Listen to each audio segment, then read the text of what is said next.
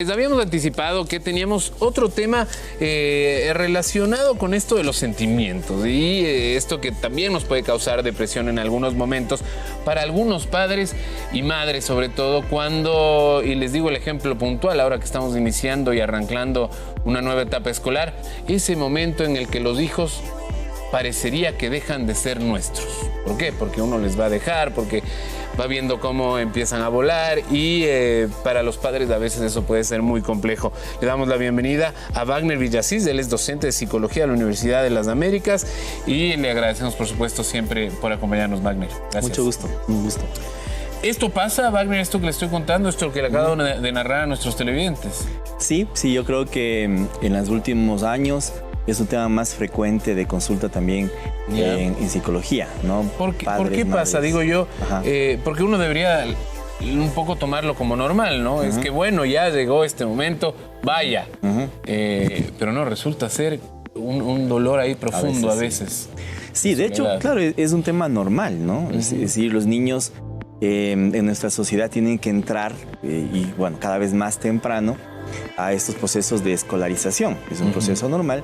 Y de socialización. Entonces, así ha sido desde hace muchos años y es normal. Sin embargo, creo que las relaciones que se están estableciendo ahora, o sea, actualmente en las familias, están generando algunos fenómenos interesantes, ¿no? Por ejemplo, ahora se están viendo algo que se conoce como una dependencia inversa. Es decir, la dependencia es normal desde los niños hacia los padres, obviamente cuando están en el vientre de la madre y luego cuando van creciendo, primeros son chiquitos, dependen completamente del cuidado de los adultos. Pero emocionalmente se está empezando a ver fenómenos como lo contrario, es decir, los padres, las madres, los padres que empiezan a sentir como muy necesaria la presencia de sus hijos para sentirse bien ellos como personas, como seres humanos. Entonces, obviamente es un proceso involuntario, inconsciente, pero empiezan a generar una especie de dependencia de los hijos. Entonces, esta separación que antes normalmente le costaba mucho al niño y generaba una especie hasta de angustia de separación, ahora está ocurriendo también en los adultos, es decir, es como en los padres y en los hijos. ¿Y por qué sucede esto? Luego de decirles a la gente que nos puede llamar, por supuesto, ¿usted le ha pasado ahora que fue a dejar a sus hijos? Sobre todo me parece que pasa mucho cuando son muy chiquitos. Nos duele un poquito más, nos parecen muy frágiles, nos parecen más frágiles que antes. Hay que recordar que al final somos seres humanos y somos más fuertes de lo que nosotros creemos. Entonces les tenemos mucho en una bolita de cristal y así el perjuicio termina siendo para ellos también. En todo caso, llámenos por favor si tienen alguna experiencia que contarnos, si es que tiene algún consejo y que quiere recibir, 3970-813 o 3970-822, o si no, al WhatsApp también nos pueden llamar, nos pueden escribir sobre todo y por supuesto aquí responderemos sus preguntas. 0992-966-833. A ese número nos puede escribir al WhatsApp. Amelina está lista para ver cualquier mensaje para que nos pueda decir si es que hay alguna pregunta.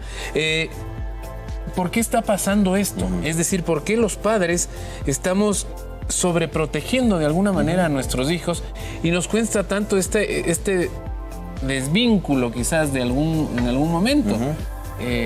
Más que a los mismos niños. Sí, así es. A ver. Momento. Ajá. Bueno, yo creo que hay algunas variables que tomar en cuenta, ¿no?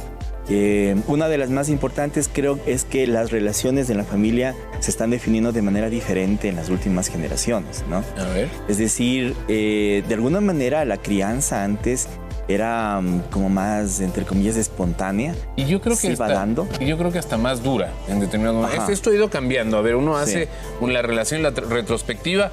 En los años 70, 60, una relación padre-hijo era una relación distante, más bien de autoridad, en la que casi no había el tema de afectivo, en el que además uno se toca y se besa y se da abrazos. Me parece que ya la siguiente generación fue mejor, no sé si mejoró, pero cambió y se hizo más afectiva. Sí. Y ya llega a ser la de los 70, 80, 90. Y ahora sí, ya en cambio, tenemos un hijo y es... Mucho más. Es muchísimo más. Sí. Yo no termino de saber si es malo o bueno, simplemente es distinto. Yo creo que es muy positivo, o sea, ese cambio sí ha sido positivo, ¿no? También hay que pensar que antes las familias tenían más hijos, 5 hijos, 4, 6 hijos. Había que repartir el amor de otra forma. Sí, y el cuidado, ¿no? La crianza, las tareas, la parte material. Entonces, en las últimas generaciones, más bien las familias tienen 2 hijos, 1 hijo. Y como decía, la definición de las relaciones también va cambiando. O sea, sí hay una corriente en el mundo de valorar la crianza, valorar al ser humano desde pequeño y brindarle más afecto, que es importante. Entonces creo que en general es una buena idea, creo que está bien, porque lo que los niños necesitan para socializarse y humanizarse es amor desde que nace. Sin embargo, creo que otra variable que hay que tomar en cuenta es el sentido que le dan los adultos, los padres y madres y padres, al hecho de la maternidad y de la crianza. Entonces también hay una expectativa súper grande en esto de criar bien, de ser efectivo como padre. Y ser efectivo ahora en estos últimos años tiene un montón de elementos también, de indicadores. Es decir, los niños deberían tener como una serie de condiciones, ¿no es cierto? A los 3 años tocar el piano, hablar mandarín, o sea, muchas cosas que a veces son como sobreexigentes. Y la expectativa de llevarle al hijo a un centro donde va a empezar a estudiar, entre comillas, ¿no? Y va a empezar a desarrollarse. A despegar. Entonces como que genera mucha tensión también para los padres, ¿no? Y muchas veces vemos al niño, 2 años, 3 o 4 años, y claro, es chiquito, chiquita, está empezando su proceso, no tiene toda la capacidad todavía desarrollada, porque eso lo va a hacer en el proceso escolar y genera angustia, ¿no? Ok. Ajá, entonces es un sentimiento más de angustia que puede ser transformado luego en depresión de alguna manera. Podría haber una transformarse en claro. depresión. Sí. ¿Qué debemos hacer los padres? Es decir, concienciarnos nada más y decir que esto es un paso más, que es un paso normal y seguir adelante. O en algunos casos sí, quizás ya hablar con expertos. Yo creo que las dos cosas, ¿no? Es decir, muchas veces sí es necesario que los padres acudan a buscar un consejo, no necesariamente terapia, pero sí un consejo a tiempo en un profesional especializado que les oriente un poco sobre este tema. A veces sí pueden reflexionar un poco más y, por ejemplo, darse cuenta que el niño debe seguir un proceso normal de desarrollo desde los 3, 4 años en adelante hasta toda la vida y que debe ir quemando etapas poco a poco. Es decir, cuando entra al preescolar o a la escuela, a veces las familias están pensando en la universidad. Es decir, entra a esta escuela pensando en que ya va a ser médico, ingeniero, arquitecto. Es increíble. ¿No es cierto? Y entonces es como, ¿cuál es la escuela, el centro infantil que le prepara a mi hijo para la vida profesional? Y claro, esa consulta sí hemos tenido nosotros y nuestro consejo directo es no. O sea, hay que pensar en cuál es el sitio preescolar o escolar de hoy que le permite al niño desarrollar las destrezas de hoy.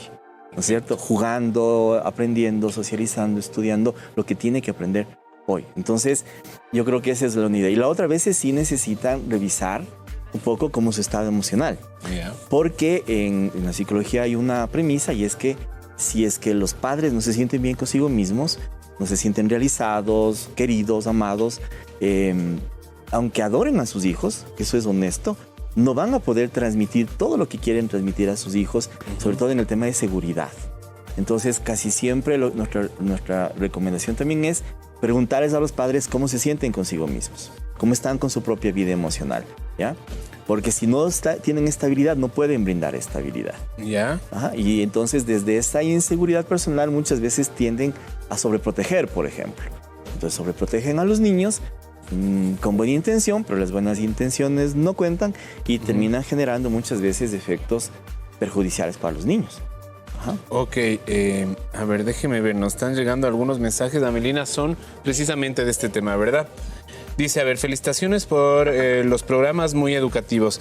Tengo un nietito, ¿no? De 16 años que se pasa solo en el teléfono. Me dice que los profesores envían los deberes por WhatsApp. ¿Cómo lo ayudamos, por favor? Este es otro tema, pero bueno. Sí. ¿A qué edad se le da un celular a un guagua? Estos celulares ya inteligentes y... yo he sabido ya que en los países en donde mejor la educación está en el planeta, que son los nórdicos como siempre, en Francia también, prohibieron absolutamente los teléfonos en los colegios. No puedes prohibir a los papás que les den. Claro. Los colegios se acabó. No hay más. Parece que según los estudios resulta peor que mejor. Sí, yo creo que sí. Acá en nuestra sociedad tenemos un problema muy grave, creo yo, en ese sentido.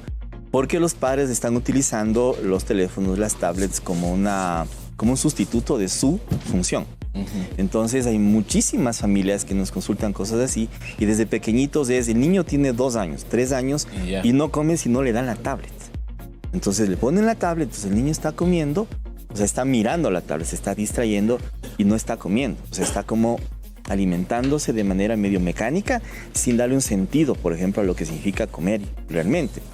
Y para las tareas también, o para controlar la conducta de los niños. O sea, ¿cómo controlamos al niño para que nos deje trabajar? Pues le damos el teléfono, le damos la tablet para que se distraiga, entre comillas. Y a veces a los 16 años ya es un poco tarde. Como si es que le permitimos al niño desde los 10, 12 tener acceso libre, completo y limitado a esto, a los 16 como ya quitarle eso es un poco difícil. Porque además el chico siente que se descontextualiza completamente de los demás. Entonces es un proceso complejo. Debería haber, y con esto vamos terminando, me parece que ese es otro tema importante que podríamos tratar acá. Debería haber un consenso en los colegios en los que se prohíba el uso de celular, al menos durante las 6, 7 horas que ahí está el alumno. Yo creo que sí, se debería trabajar en ese sentido. Si siquiera vaya a la casa, por aquí no hay teléfono. Sí se debería.